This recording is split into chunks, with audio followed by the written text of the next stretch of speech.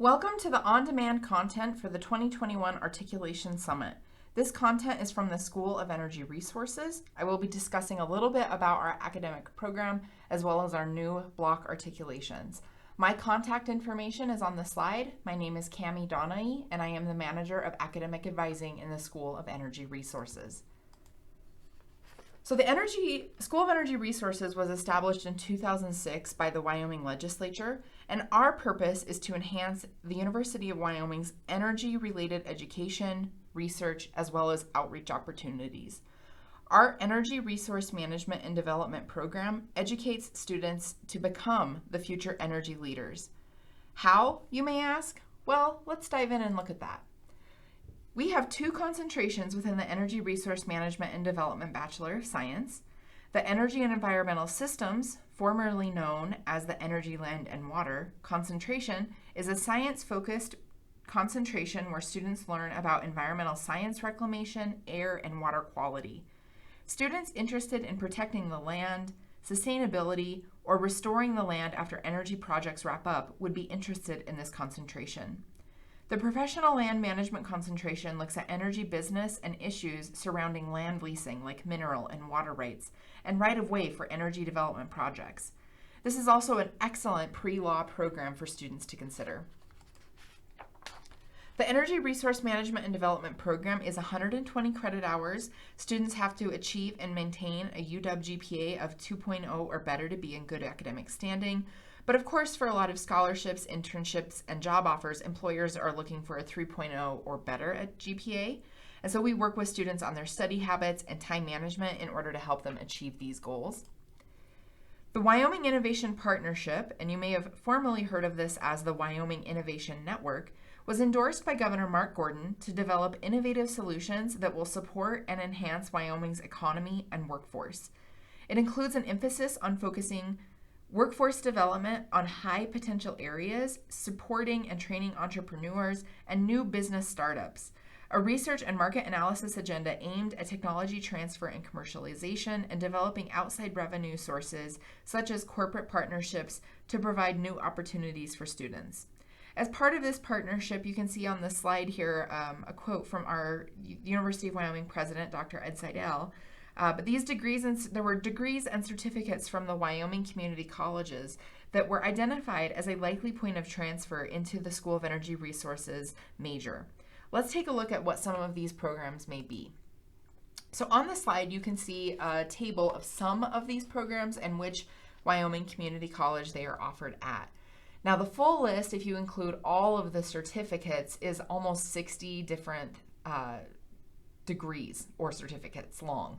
So it's a little bit lengthy to put on a slide, so that's why I kind of truncated it here and focused more on the Applied Associates and Associates of Science. So I will be reaching out to instructors in these fields to see if we can come and talk to your students about this transfer process and if they are interested in pursuing this Bachelor of Science at the University of Wyoming. And in order to help with the transfer process, previously, a lot of these schools had 2+2 agreements, and what we've actually moved to is what's called a block articulation. And so the word block in the term block transfer really refers to the idea of students being able to transfer a partial or full credential in block or in a bundle. And this may be the block transfer of general education or as a degree in its totality. With block transfer arrangements, the receiving institution does not have to perform a course-by-course transfer credit evaluation and can satisfy degree or general education requirements in bulk. And so this slide demonstrates the website navigation to reach the website on block articulations at the University of Wyoming. Now, what are the different blocks for our particular School of Energy Resource transfer? At the top of every single one of the block articulations, you'll see a section that looks like this. These are the 5 blocks. These are listed at the top of those pages. If you navigate to this on the website, you'll find that there is one articulation agreement per concentration per Wyoming school. So there are several of them listed, but they're all going to be saying the same amount of content. So the articulation agreement lists out those specific courses in these sections. So for instance, in Block 1, the university's studies program here we're going to list the different courses that meet like the Wyoming Constitution course, right? So we're going to list those things out in that section. In block 2, it'll be the pre-transfer prerequisite courses. So if we know as a junior or senior they're going to have to take X class and Y is a prerequisite for that, that's going to be listed as part of that block 2. And so within those blocks, block 2, 3, and 4, it actually lists all of the courses that are offered at the community college level that transfer and meet those same course requirements. So if your school is offering it, it's listed, and it's listed with the name that we had as the current name and number for that course. So please feel free to take a look at those agreements, and if your institution has done any name changes to your courses as part of the Common Course Numbering legislation, please let me know so we can get that updated for your specific school. This is also why the Articulation Summit is so incredibly critical. Please review that and make sure you let me know if you have any questions.